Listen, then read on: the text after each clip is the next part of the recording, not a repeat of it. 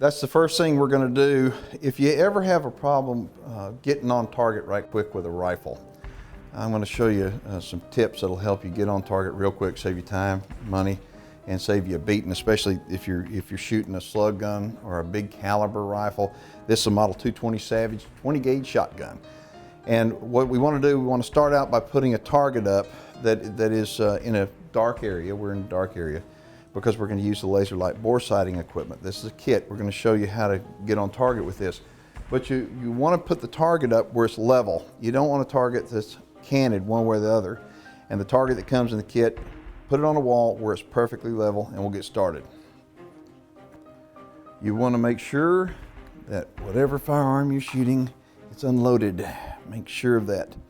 And the barrel is clean. Okay, put it on a rest to where it'll stay relatively still while you're doing the process. All right, next you'll notice here's the bore sighter. Now this particular kit is made by Laser Light, and it comes with different adapters that will adapt this bore sighting tool from anything from a 22 caliber all the way up to a 50 caliber, and then it has this little adapter where it'll fit for either a 20 gauge slug gun like what I'm shooting or a 12 gauge. I've put the shotgun adapter on, and I'm going to put it in the muzzle and show you.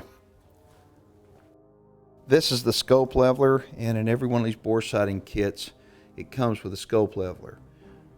The thing to do is a lot of people wind up mounting their scope and they get accurate. The problem is their scope is canted, so the way you prevent that from happening, make sure that the gun is nice and level, and then you put your bore sighter in, and then you put the scope leveler on it. And then what you need to do is have your scope mounts loose enough that you can rotate your scope to be exactly where the horizontal line is down on the target.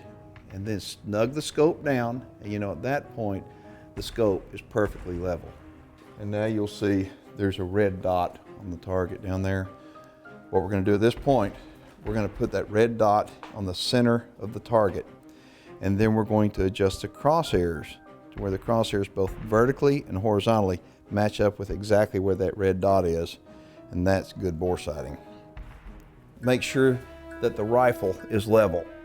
Okay, and once the rifle is level, that's the reason why you want to do this, where you can actually seat the rifle. Sometimes a gun vise is better, otherwise we have to improvise, but this is a pretty good rest right here.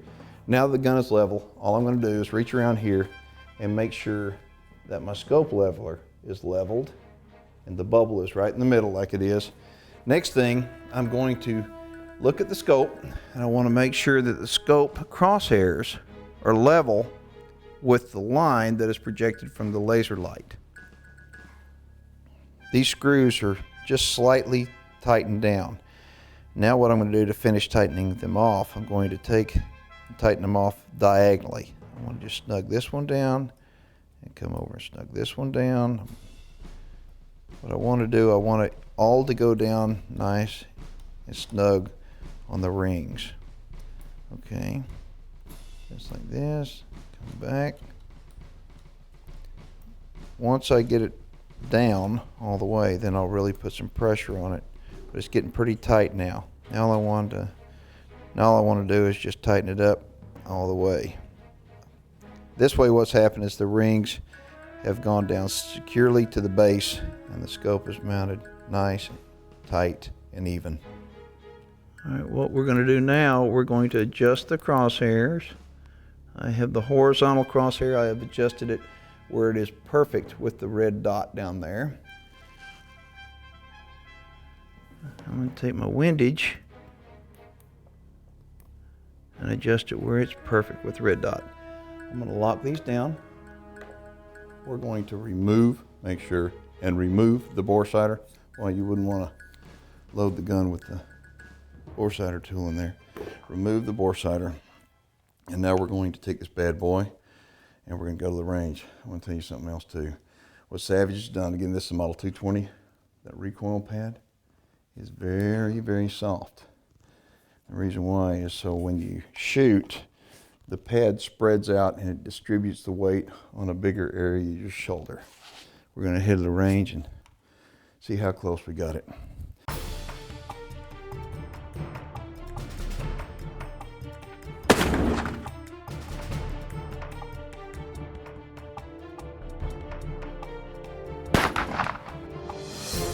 2 shots with the slug gun, and I'm really surprised that recoil pad